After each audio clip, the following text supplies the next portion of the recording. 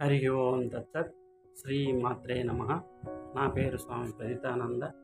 ఈరోజు ఈ వీడియోలో శ్రీ లలిత దివ్య రహస్య సహస్రనామ స్తోత్రంలోని 18వ నామం అయినటువంటి వక్రలక్ష్మీ పరివార చలన్నీలాబలోచన అను మంత్రమునకు అర్థం ఏమనగా, ముఖకాంతి అనేటువంటి జల ప్రవాహం నందు సంచరించుతున్న చేపల చూపుల వంటి చూపుల కలది అనే అర్థము.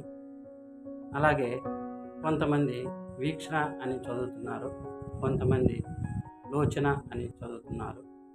వీక్షణ అను అర్థమునకు జల ప్రవాహం నందు సంచరించుతున్న చేప చూపుల వంటి చూపుల కలది అనే అర్థము. అలాగే లోచన అను పదమునకు ముఖకాంతి అనేది జల ప్రవాహం నందు సంచరించుతున్న చేపల వంటి చూపుల కలది అని అర్థము.